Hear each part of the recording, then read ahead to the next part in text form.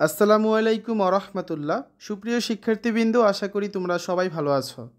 এই ভিডিওটা তৈরি করছি নবম শ্রেণীর শিক্ষার্থীদের জন্য।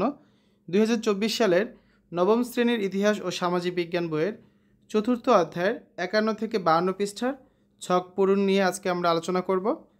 তোমাদের ইতিহাস ও সামাজিক বিজ্ঞান নবম শ্রেণীর চতুর্থ অধ্যায় রাজনৈতিক কাঠামো ও নাগরিক দায়িত্ব এর তৃতীয় পর্ব এটি। যারা এখনও অন্যান্য বিষয়ের ভিডিওগুলো দেখোনি তারা আমাদের চ্যানেলের প্লেলিস্ট অপশন থেকে ঘুরে আসতে পারো।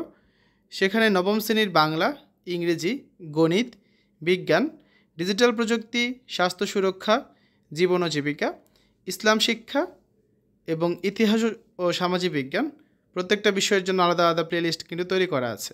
তো সেখান থেকে তোমরা তোমাদের কাঙ্ক্ষিত ভিডিওগুলো খুব সহজে কিন্তু দেখে নিতে পারবে। গত পর্বে আমরা 51 পৃষ্ঠার এই যে দুটো ছক ছিল এটা নিয়ে আলোচনা করেছিলাম। যারা দেখোনি পর্ব 2-এর ভিডিওটা দেখে নিতে পারো। আজকে আমরা এখান থেকে দেখব। আমরা তো স্থানীয়ভাবে বিদ্যমান একটি সামাজিক ও রাজনৈতিক কাঠামো সম্পর্কে জানলাম। নিশ্চয়ই এছাড়া আরও অনেক সামাজিক ও রাজনৈতিক কাঠামো স্থানীয় ও বৈশ্বিক পর্যায়ে আছে, তাই না? চলো তাহলে আমরা যা জানি এবং পাঠ্য বই বিদ্যমান তথ্যের ভিত্তিতে স্থানীয় ও বৈশ্বিকভাবে বিদ্যমান সামাজিক ও রাজনৈতিক কাঠামোগুলো বিশ্লেষণ করে নিজ নিজ অবস্থানে শনাক্ত করি। পরে আমাদের কী কী ভূমিকা থাকতে পারে তা দলীয়ভাবে আলোচনা করে উপস্থাপন করি। নিচে দেওয়া ছক ব্যবহার করে আমরা তালিকা তৈরির কাজটি করতে পারি। তো এখানে বিদ্যালয় সামাজিক কাঠামো, বিদ্যমান সামাজিক কাঠামো তোমাদের একটা করে দেওয়া আছে। বিদ্যালয় যে ধরনের সেবা পাওয়া যায় শিক্ষার্থী হিসাবে এবং তোমার ভূমিকা কী সেটা এখানে দেওয়া আছে।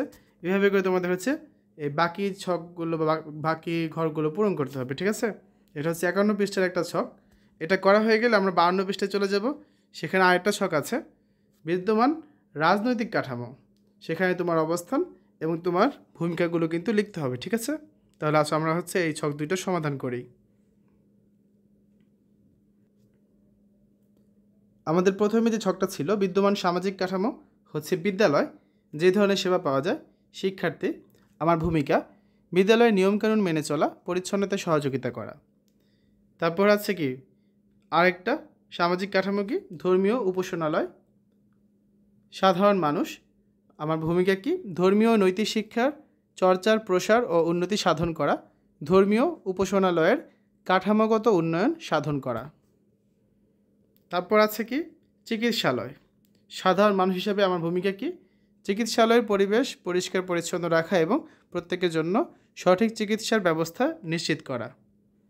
এরপর রয়েছে সমাজ, সমাজের সাধারণ মানুষ হিসেবে আমার ভূমিকা হচ্ছে সকল প্রকার ভালো কাজে সহায়তা করা, সমাজের প্রত্যেকটি মানুষকে সভ্য ও শিক্ষিত হিসেবে গড়ে তোলার চেষ্টা করা। এবার আসলে আমরা দ্বিতীয় ছকটা দেখি, বিদ্যমান রাজনৈতিক কাঠামোগুলো নিয়ে আলোচনা করি। প্রথমে আছে ইউনিয়ন বা সিটি কর্পোরেশন। আমার অবস্থান হচ্ছে নাগরিক, আমার ভূমিকা হচ্ছে এলাকার পরিবেশ সংরক্ষণ করা, প্রাকৃতিক দুর্যোগে ক্ষতিগ্রস্তদের সহযোগিতা প্রদান করা। পৌরসভার নাগরিক হিসেবে আমার ভূমিকা হচ্ছে দুর্যোগকালে জনগণকে সচেতন করা, চলাচলের সুবিধার জন্য রাস্তাঘাট নির্মাণ করা, শহরের পরিবেশ রক্ষার জন্য পরিকল্পনা গ্রহণ ও বাস্তবায়ন করা। পৌরসভার পরে রয়েছে জেলা পরিষদ। জেলা পরিষদের নাগরিক হিসেবে আমার কর্তব্য হচ্ছে বাল্যবিবাহ প্রতিরোধ করা, বৃক্ষরোপণ ও সংরক্ষণ করা, সামাজিক অনাচার প্রতিরোধ করা, ধর্মীয় ও নৈতিক শিক্ষার চর্চার প্রসার ও উন্নতি সাধন করা। তারপর উপজেলা পরিষদের নাগরিক হিসেবে আমার কর্তব্য হচ্ছে বিভিন্ন কর্মসূচি বাস্তবায়ন ও তার সমন্বয় সাধন করা, রাস্তাঘাট নির্মাণ ও রক্ষণাবেক্ষণ করা, বিভিন্ন মেয়াদি উন্নয়ন পরিকল্পনা তৈরি করা। তো আমরা হচ্ছে ছক দুটো সমাধান করলাম। এর পরবর্তী পর্বে আমরা হচ্ছে বৈশ্বিকভাবে বিদ্যমান বিভিন্ন রাজনৈতিক মতবাদগুলোর তুলনামূলক যৌক্তিক বিশ্লেষণ করে নিজের অবস্থান নির্ধারণ করব এবং আমরা হচ্ছে এই ছকটা আলোচনা করব, যেটা তোমরা দেখবে পরবর্তী পর্বে, অর্থাৎ পর্ব 4-এ, ঠিক আছে? তো শিক্ষার্থীরা এতক্ষণ তোমরা দেখলে নবম শ্রেণীর ইতিহাস ও সামাজিক বিজ্ঞান বইয়ের চতুর্থ অধ্যায় রাজনৈতিক কাঠামো ও নাগরিক দায়িত্ব এর 51 এবং 52 পৃষ্ঠার দুটো ছক আছে। সেই ছক দুটো কীভাবে পূরণ করতে হবে সে সম্পর্কিত আলোচনা। আশা করি তোমাদের কাছে ভিডিওটা ভালো লেগেছে। দেখা হবে পরবর্তী পর্বে। আজ এখানে বিদায় নিচ্ছি। আল্লাহ হাফেজ।